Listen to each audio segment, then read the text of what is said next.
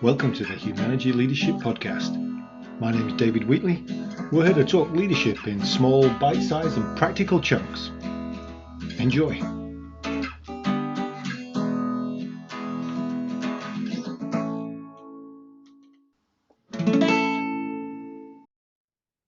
So this episode, I'm talking to a colleague of mine, Nikki Patterson, and if you're a regular listener to the podcast, you'll have come across Nikki before. She had a great conversation with Judy Brown and us about women in leadership. And I asked her to come back because one of her hot research topics in the work that she does is mid-career female leaders. And this is a topic that's getting hotter and hotter as we see more females in the workplace. And I was just sharing with her that I was working with a group yesterday that was 85% females in this bracket. So it's a very timely topic. And thank you for joining us today, Nikki. Yeah, thank you very much for having me, David. And Nikki, although she works on her own, is an associate of Humanergy. So we're pleased to put her to work from time to time and enjoy her insights as we go. So just as an intro to folks, what's the 1 minute Nikki bio? The 1 minute Nikki bio. I grew up in the tech world, spent about 12 years working at Google in different places, California and Europe and back here in Michigan, in org development and coaching at the end. And then moving out of there, a couple other tech companies, still working in that org development leadership space. Love partnering with leaders to help them figure out how they can be more effective and help their teams be more effective. So I've been working on my own and partnering with amazing humans like yourself for the past several years, specifically working a lot with this mid-career women area. Well, and that jet setting across from one side of the country to the other, are now based back in Ann Arbor, and yes. so not far from us. But so was the obviously you fit in this category, but where's this passion for mid-career women come from? What's causing you to do the research and the work around this area? Great question. In my time working at Google, I had the opportunity to work with a lot of amazing women that were top in their field, that were incredibly intelligent. And some of the patterns and trends that showed up in the workplace, whether it be imposter syndrome or working in traditionally male teams, traditionally male fields, I just saw potential kind of get stuck where women weren't able to truly show up in their best. They weren't able to show up as themselves. They weren't able to kind of tap into what is great about me. How do I bring this in? How do I really show up in this way? They were following a narrative of this is what success is supposed to look like. This is what it looks like to be a leader on this kind of team. And so I really got curious around what's causing this kind of block, and what would be possible if all of these individuals were really able to bring all of their magic to this work and really unlock the innovation and creativity that were available there. A lot of this came also from doing team effectiveness work and finding that it's not just diversity that makes the most effective teams, it's truly inclusion. We're able to unlock everyone's best magic, and getting really curious about women specifically in that space. Which is interesting. If we get diversity, but we expect people to fit into the old pattern, then we don't actually get the value of diversity. And so we really have to change the workplace that we're in to get that inclusion. Yeah, I think you'll see a lot of, that's why a lot of the tech companies work really hard to get diverse hires that don't stay longer than a year, because the belonging space and creating that work environment where everyone can show up at their best is still a work in progress.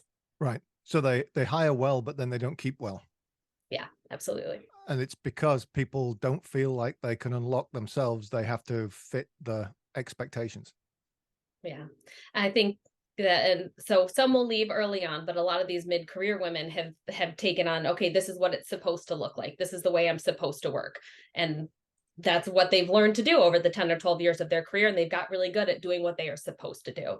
We joked about it being either the hamster wheel or the treadmill. You just keep running as fast as you can and not at what they tell you this path is supposed to look like.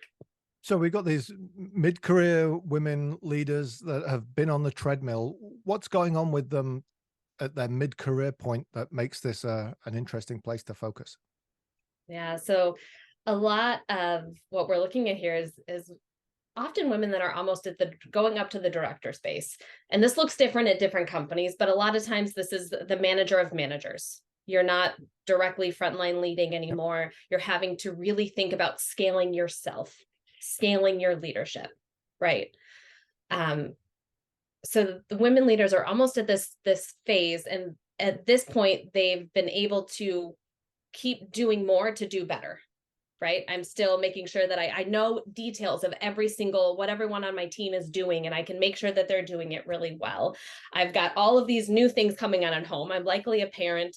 I'm running a house. I'm starting to take care of potentially my parents. I've got all of these people that are now reporting to me. So we've spent 10 years kind of adding on responsibility that you're just tacking on in these different places. So they're running faster on this hamster wheel, faster on this hamster wheel, faster on this hamster wheel. And at some point, it can't go any faster. There has to be a way to work differently to be able to scale, like we said, scale your impact. So it's kind of that point when women are just, they're going as fast as they can and can't really see what it looks like to add more responsibility. How do you get to that next level, and in a way that is sustainable, in a way that is healthy? So it's that transition point. So it's the transition off the endlessly getting faster hamster wheel.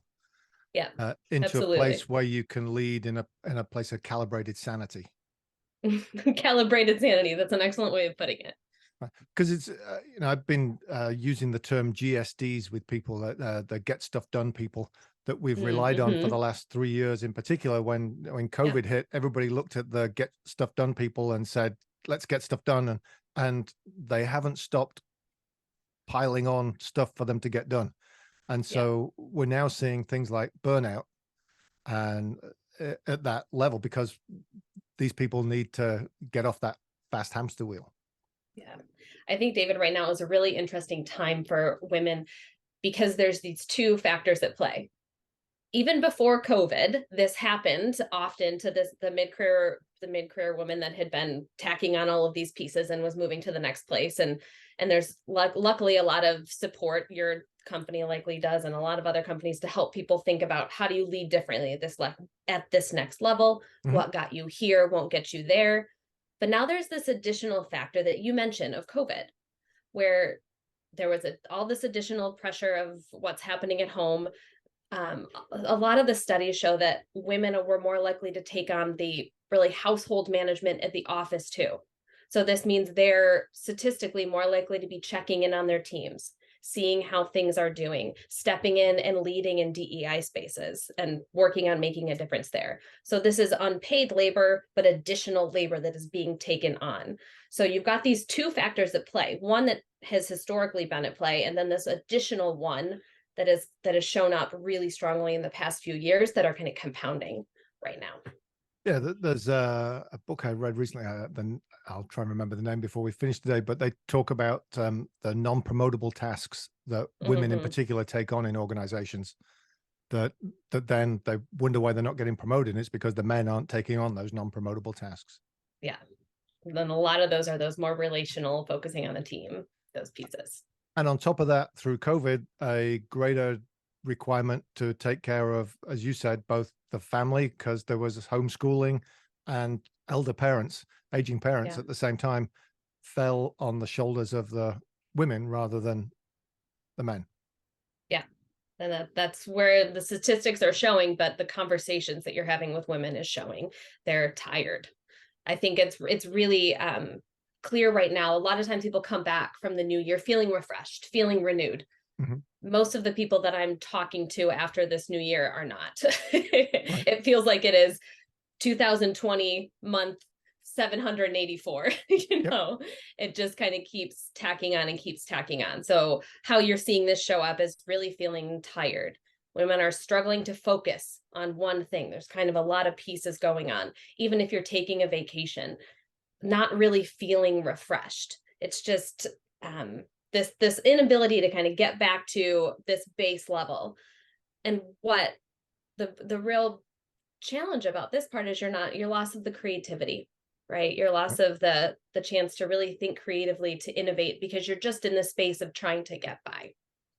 So that, it's that, hey, I just need to survive today, and I'm not creating the space to think about the future, to look up, to look out.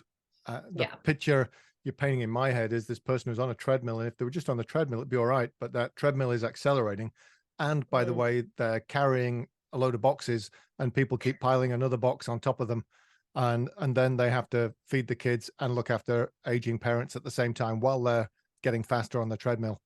yes. And you're just And trying not to fall. You don't know where you're going on the treadmill or why the boxes are there. You're just trying not to fall off. well, that's the thing, isn't it? The YouTube video of somebody face planting on that is what you're trying to prevent.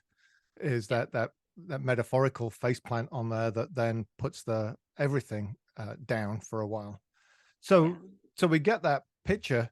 Uh, what can we do to help women who are facing this challenge? Yeah. So there's a couple different pieces. A lot of what I've been working on with what I found with a lot of my clients is helping them connect back to their why. So connect back a little bit to that personal space. And it's hard to help convince them that spending a little bit of time on themselves is essential for them to be able to successfully move forward through this space. We try to talk about the put your own oxygen mask on first in order to put the oxygen mask on anyone else. And it helps to ask some of those moms of, do you want to see, what do you want your kids to see? Do you want them to see you stressed and tired, or do you want them to see, that you're able to connect and be where you want to be? What would it look like to make space for that? And helping them connect of why are they doing what they're doing? I don't know, David, if you have seen the YouTube video. It's a comedian that kind of works in this space, and he asked someone in the audience to sing Amazing Grace, and the guy sings, he's got a great voice and he sings Amazing Grace, and he says, okay, so now sing Amazing Grace as if you were wrongly accused, sat in jail for 20 years, and you just got released. And this man sings unbelievably phenomenal version of Amazing Grace. And his point is, if you're connected to your why, it really shows up differently in the way that in what you're doing. But the research shows us that fighting burnout, connecting to your why, doing what you're doing is much more sustainable if you have a why. I'll give you a personal example. I've always been interested in working with women as leaders. I now have a 10 or 8-month-old daughter. My why just switched. She is going to be coming into this workforce. I now care a lot more about making sure that it's a space when she can show up and she can be at her best. And that gives me refueled energy to be able to be in this space. So that's a big piece that we work with a lot of our clients. What do you really want? What values are showing up here? So connecting back to that why. So is there a tension there though between the connecting to the why and what's important, and then also spending time, as you said, on yourself, which is the making sure at the most basic level, eating, sleeping, and exercising in the right way. Yeah. That tends to take a back seat, even if your why is about making the world a better place for your daughter. Yeah, I think that's a great question. And I answered it in two ways. So first, if you are to the point, so the research shows that there's 5 points of what we call burnout. There's, when you start feeling a little bit stressed, when it starts noticing that you're pushing a little bit further. If you're all the way over on this end and it is impacting you physically and you can't get up, you need to be working with a professional, trying to make sure that you are healthy. You need to sleep. You need to eat. So if you're at this point in burnout, there is some help you need to put in place first, right? You need your basic shelter. You need your house before you can do some of this work. But I would argue that if you're, most of the time we say burnout, people are not at that. I can't get out of bed. I am physically unwell. Mm-hmm. Most of the time we're not at that space. 42% of women said in 2021, according to the McKinsey Lean In survey, that they were feeling burnt out. Most of them are not all the way at this point. So I would argue that connecting to your why, identifying your values, checking in with if you're living aligned with your values, that is focusing on yourself. And even helping women, encourage them to take the time to get clear on that is them spending time on themselves. And they have to still give themselves permission to make that focus. Which then the next step of that is to give themselves permission to say no to some things. Yes. So this ruthless prioritization, that is such a big one. I think that it is Simon Sinek that talks about if everything is a top priority, then you actually have no priorities. And that's something that we work with our clients a lot, because we can say, this is what's important. This is really what's important. This is really what's important. And then we work around that topic saying, yes, I hear you. These three things are most important. So what are you going to have to say no to? What good things are you going to have to say no to so you can say yes to the great things?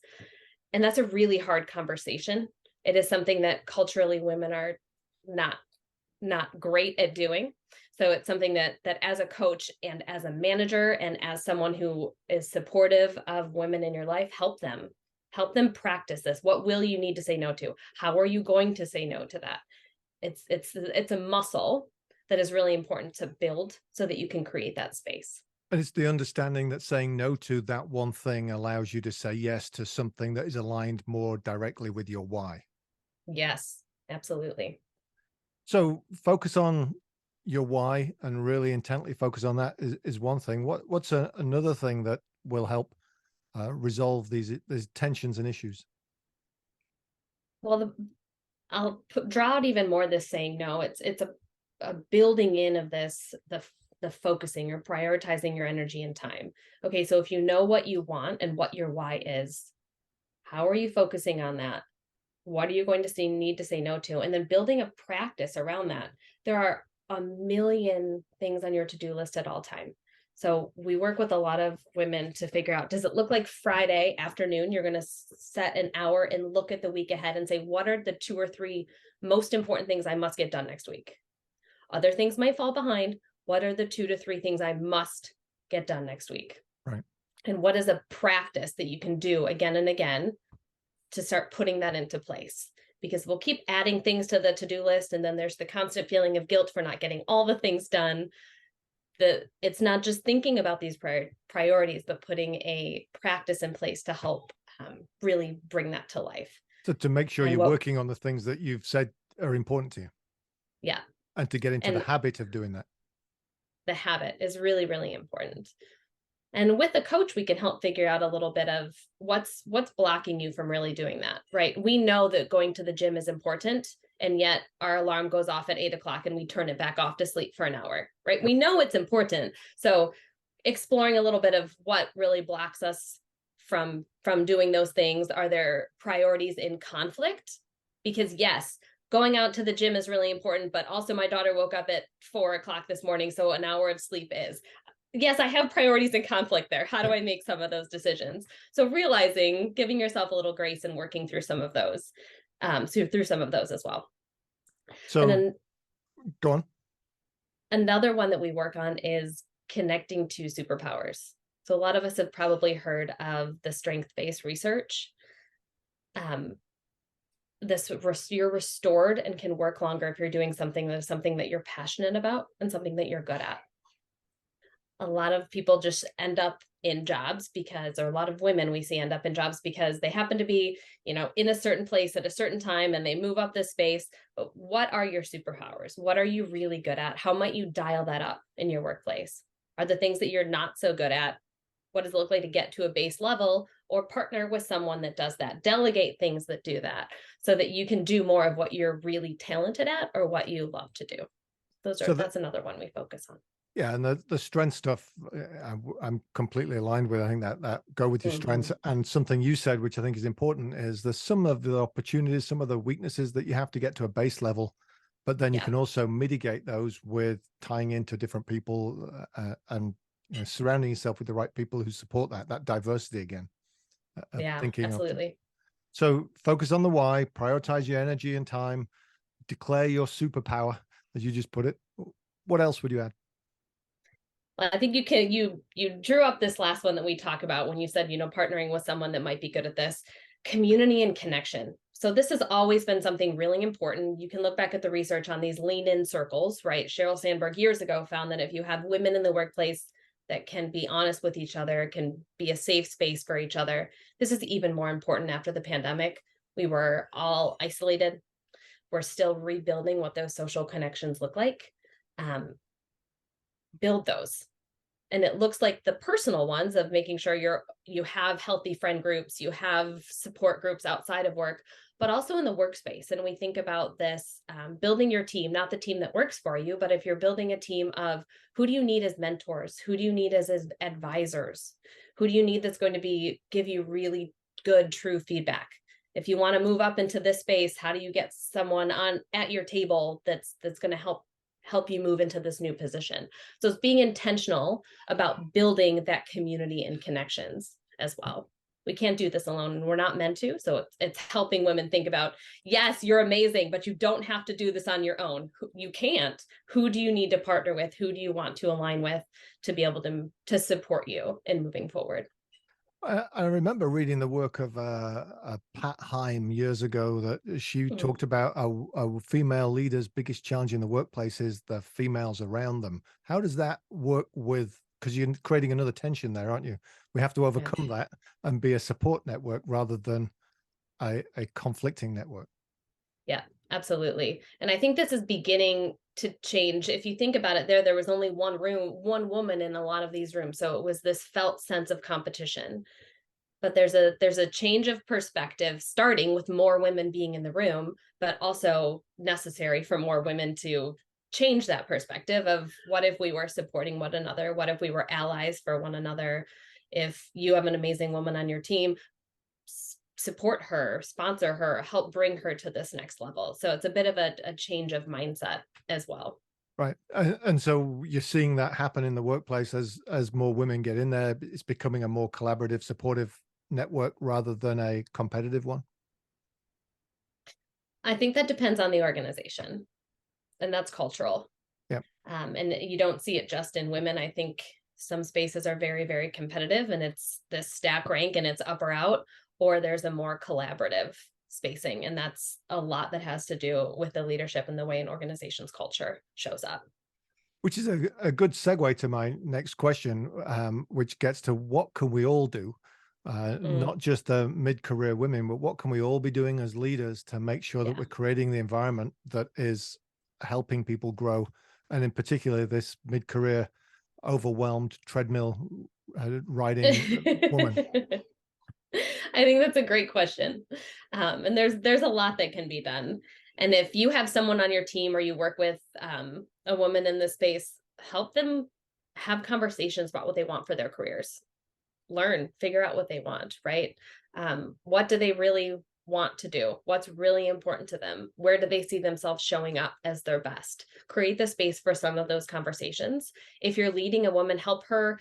Can she have a coach? Can she do strengths finders? Can she do some of this development so she can get clear around some of this, because it's going to benefit you.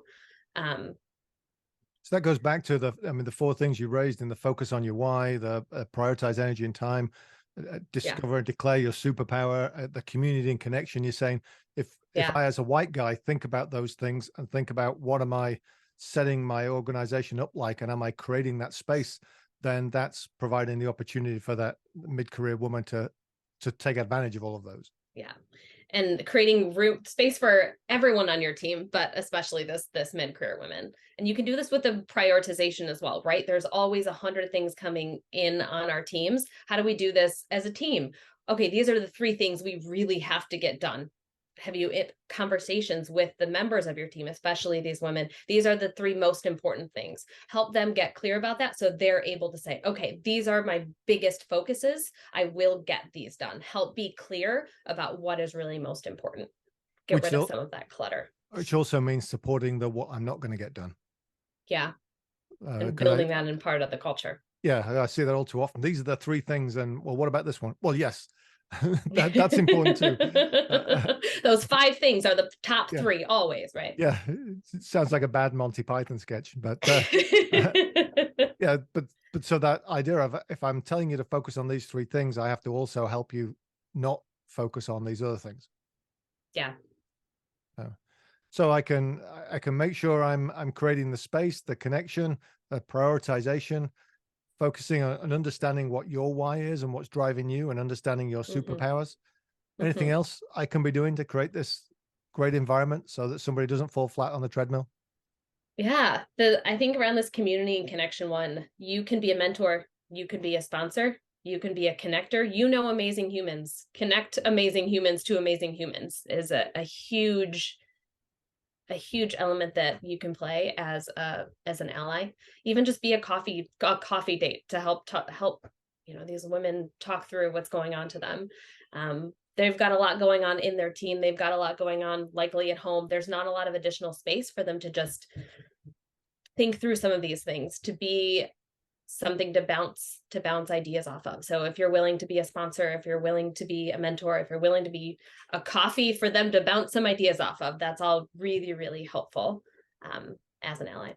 And as you said earlier, both you and I do this professionally. So we're a professional ally support. And one of the Yeah. things that I'm picking up from this is what I can better do as a coach, especially when I'm coaching mid-career females, to provide that space, that opportunity to encourage in the right direction in my coaching, Yeah, whether that absolutely. be professionally or over a cup of coffee. And if there's ways, you get to interact with a lot of amazing women, is there ways to help them build some of those relationships between each other that can help them build as well. That's absolutely accurate. Well, one of those amazing women is with me today, so I appreciate you allowing me to connect and understand that, and having this conversation, Nikki, today. And I expect we'll have more of these as time goes on. And you can also expect to have Nikki back as a guest host from time to time, as she brings some smart ideas to the Humanergy Leadership Podcast. In the meantime, thanks for joining us today, and I look forward to hearing more about your research and how we can best support all leaders, but in particular these mid-career ones who are juggling so many things. Thank you for your time. Yeah, thank you, David. That was the Humanergy Leadership Podcast. My name's David Wheatley. For further information about Humanergy, go to humanergy.com or check out our latest book, What Great Teams Do Great, from all good bookstores. Have a good one. Stay healthy.